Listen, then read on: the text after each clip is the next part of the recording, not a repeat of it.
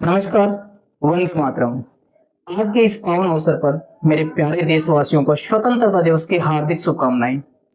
आज पूरा देश 80वां स्वतंत्रता दिवस सेलिब्रेट कर रहा है। कुछ जगह अभी भी फंक्शंस हो रहे हैं। एक ही नारा सुनाई दे रहा है, भारत माता की जय, वंदे मातरम, इंकलाब जिंदाबाद। जब ऐसा माहौल बनता है तो हमारी नसों में एक गर्म खून दौड़ने लगता है और स्वतंत्रता का उबाल आ जाता है। लेकिन एक महत्वपूर्ण सवाल जो मेरे दिमाग में आ रहा है वो मैं आप सभी से भी जानना चाहूंगा। मेरे आज तक ये समझ नहीं आया कि ये देशभक्त कौन होते हैं और ये देशभक्ति क्या होती है। जब हम घर से बाहर निकलते हैं तो मुंह में बड़ा सा पान का बीड़ा और गुटखा दबाए हुए लोग एक सरकारी दीवार पर थूक कर 10-5 मिनट बाद बड़ा सा स्पीच देते हैं कि ये दीवारें गंदी हो गई है, हमें स्वच्छता का ध्यान रखना चाहिए, हमें सफाई करनी चाहिए।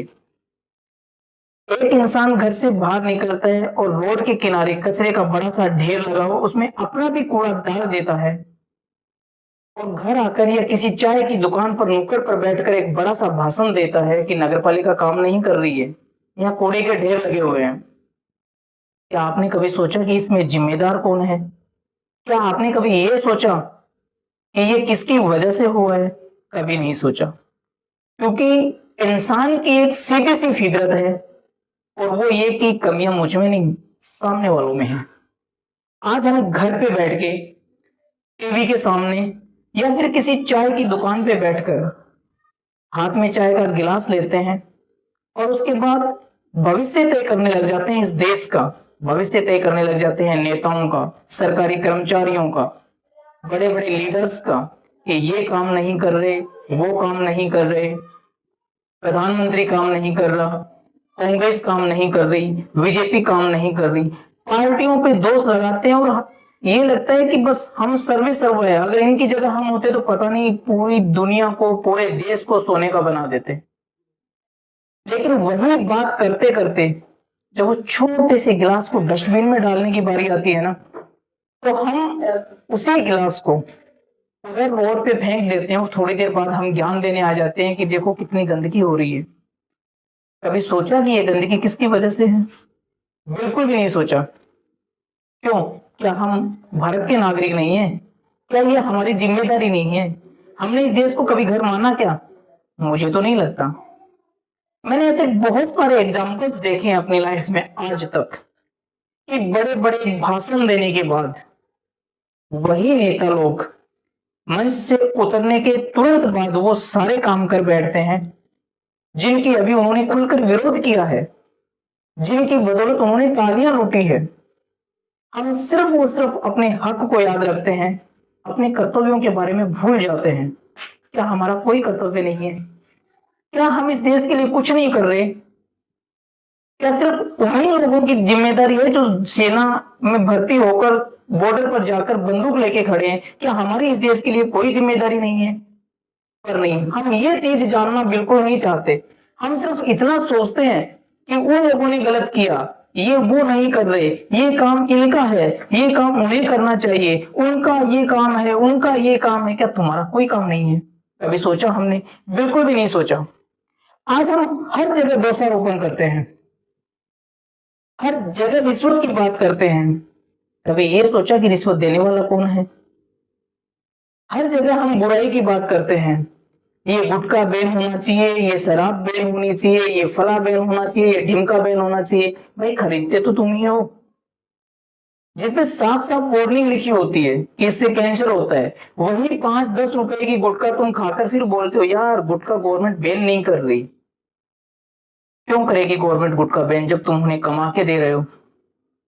तुम लेना बंद कर दो, वो अपने आप बंद हो जाएगी। और वही है ना, मजा आता है बैठ के किसी दूसरे की कमियों को देखना। जब खुद को थोड़ा हील करोगे ना, खुद को थोड़ा समझोगे, अंतरात्मा में झांक कर देखोगे तो पता चलेगा कि हमारी भी बहुत सारी जिम्मेदारियां हैं। पर हमने कभी इन चीजों को नोटिस ही नहीं किया, हमने कभी अपनी गलतियों को देखा ही नहीं।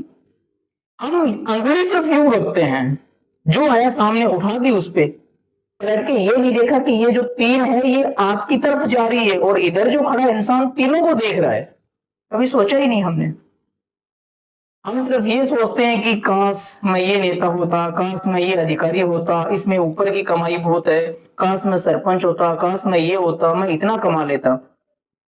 जब तुम खुद घर बैठ के ये सोच सकते हो तो जो ये बने हुए हैं वो नहीं सोचेंगे? कभी उनसे सवाल किया तुमने कि ये कैसे हो रहा है, क्यों हो रहा है, किस वजह से हो रहा है? बिल्कुल भी नहीं। क्योंकि जहां हमें हमारा फायदा दिखता है ना, वहां तो हम भगवान तक बदल देते हैं। हमें हर लॉजिक अपने हिसाब से चाहिए, हर रूल अपने हिसाब से चाहिए कि सामने वाला आपके लिए कुछ करे।